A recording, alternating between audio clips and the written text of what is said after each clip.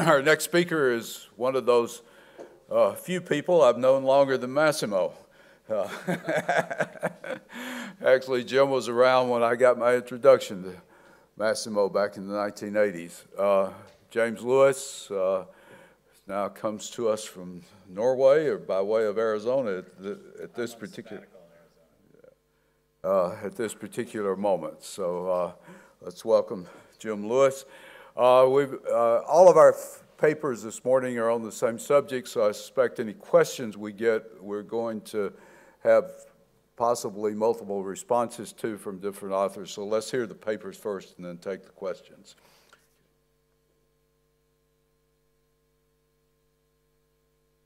Thank you, Gordon. Contrary to the program book, my presentation is not going to be a survey of the membership. I had planned to go to Korea at several junctures over the past 8 or 9 months, and various things kept me from going, and the people there were waiting for me to show up so we could discuss how to put together a questionnaire that we send out online. And anyone who knows me knows that I'm constantly busy with multiple projects, and so I wasn't, anyway. So I don't have a questionnaire. I can tell you my plans. Those of us in the social sciences are familiar with the General Social Survey, which is a bank of questions that social scientists in North America use when they want to study the attitudes, particularly, and also the demographic characteristics of a particular group. And the General Social Survey people are always administering these questions to random samples so that you can make a comparison between whatever group you're studying, let's say it's a church, and the characteristics of the population in general. You are probably not aware of the Korean General Social Survey, which is similarly a bank of questions that Korean social scientists use that's sort of loosely modeled after the General Social Survey. So we were going to take questions from that question bank, put it into something like a SurveyMonkey questionnaire and send it out. And even though the questions would be in Korean, I'd have the translation, of course, the various options, so I could still make sense of the data. And I didn't have anything that I was particularly looking for.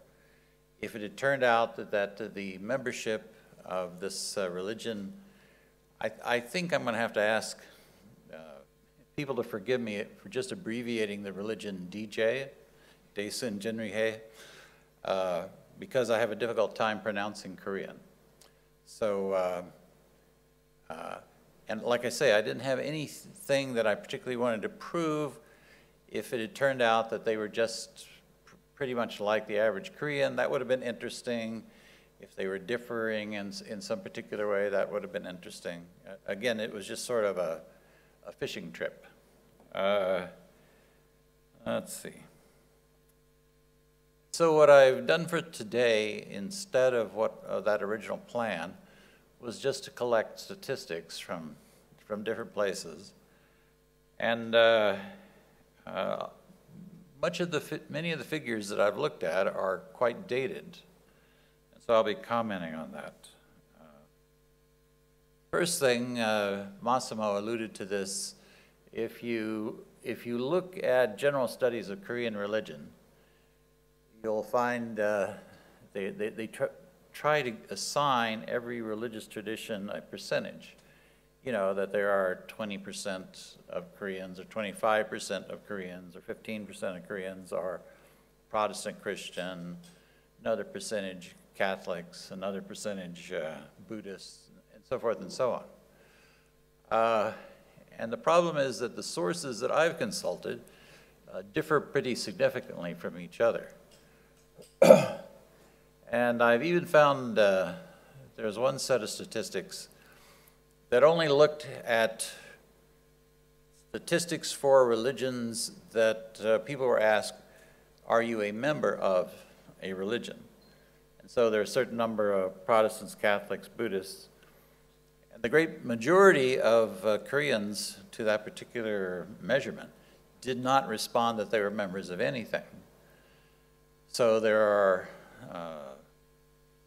statements that I've seen that say most Koreans are not religious, which I think is a wild misinterpretation of the data.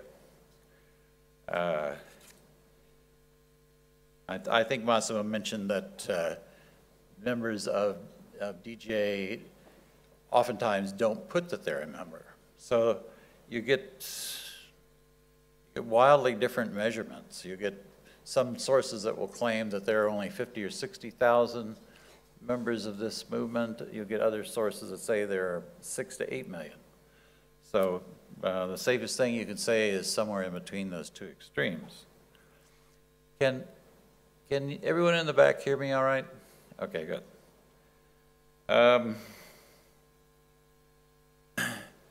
I have to say that when I came to Korea, I was delighted by the fact that the study of new religious movements is a major scholarly undertaking. In North America, and to a lesser extent Europe, I think there's an attitude in the academy of, well, most of us study the world religions. Well, he studies Christianity, she studies Buddhism. These are like the big traditions. And we do have a place over here in the corner where people study these strange oddball religions that are really minor phenomena. I think the situation has improved over the years, but I still encounter that attitude.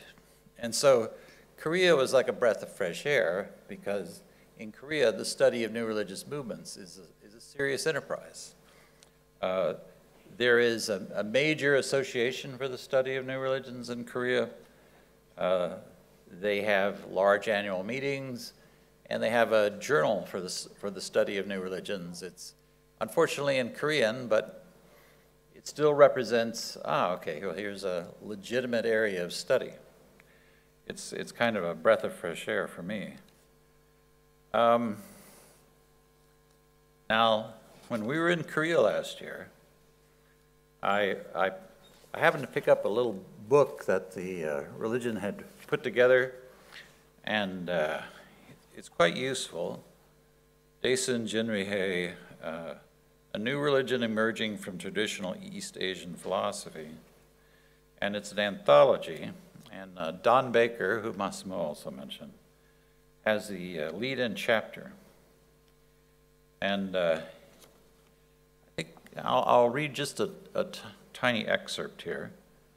In the 1995 government census of religious affiliation, Daesoon Jinrihoe, for the first time, moved out of the other category to merit a listing of its own.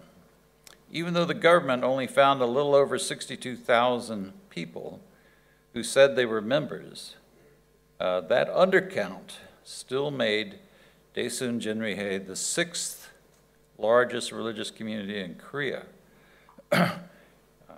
behind only Buddhists, Protestant Christians, Catholics, Confucians, and Won Buddhists. I'm sure that Daesoon Jinrihoe has grown even more since then.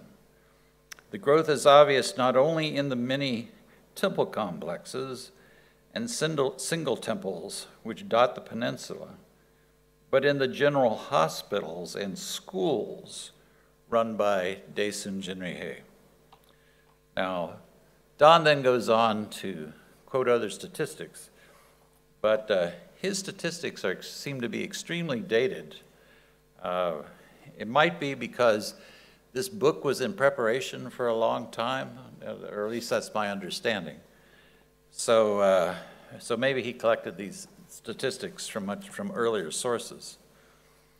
So I found an unpublished paper by John Jorgensen because I live in Norway, I want to say Jorgensen rather than Jorgensen. He's not what I would call a friend of Daesoon Jinrihoe, but he's collected some statistics. But even his statistics, I recently noticed, are almost all collected in the late 20th century. But they're nonetheless useful. So Jorgensen says, in 1983, the movement had 700 proselytization centers, and by 94, that had risen to 1,634. So between 83 and 94, the number of centers had more than doubled. Daesoon Jinrihoe's current headquarters at Yeoju is stated to be the largest religious center in East Asia. Among other things, it can sleep over 10,000 people per night. Then other figures, and then he says, there are similar huge centers at the original headquarters in Cheonguk, Seoul, one at Pocheon, and forgive me for butchering the Korean, and another at Sokcho. Then he says in 1991, Daesoon Jinrihoe had 53 halls, and by the late 1990s, at least 70. Again, these are all figures from the late 20th century, most of which are substantial buildings of at least 5 stories high. I'm not sure why he finds the number of stories interesting, but the movement built a 450-bed hospital at Sognam that was opened in 1998, and another at Tongducheon of 20, again, he's interested in the number of stories, 25 stories tall with 1,480 beds. Daejeon University was opened in 1992 and had 6,000 students enrolled in 1998 and an intake of almost 2,000 in 1999. I'm sure that the student body is much larger than that now. And he says it's fed by 6 high schools. And he doesn't mention the fact that these are high schools that were founded and are run by the religious organization. The organization has also donated huge, that's his word, huge sums of money to assist disaster victims, and also runs a number of charities. Its relief and charity efforts have, and he's quoting a Korean source here, completely bloomed more than those of other religious, conspicuously bloomed more than those of other religious groups. And there seems to be this undercurrent of criticism as if somehow they should not be doing that. Emphasis has further been given to the causes that are fashionable, especially among younger generations, such as the environment, organic farming, gender equality, political reunification of the North and the South, and world peace. Daesoon Jinrihoe has established many university circles, I guess he means study circles. Although its enemies state it aims at the lowest levels of society, especially, these are the critics saying this, especially naive women and young students without judgment. And then he goes on and it starts to sound like he's kind of an anti-cultist in the rest of his paper. I don't know. I mean, I have studied new religious movements for all of my career, which is 30-some odd years now. And I find it very attractive when I come across a new religion that's involved in various kinds of ministries, various kinds of social activities, social betterment programs. And I see all this as positive, and this author, Jorgensen, seems to portray it as kind of these kind of front groups or something. It's like, yeah, they're doing this just so they look good, so they can recruit more people. Or that seems to be the implication. So I think I'll go ahead.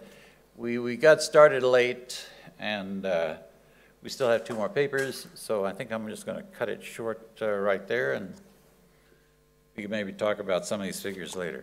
Thank you.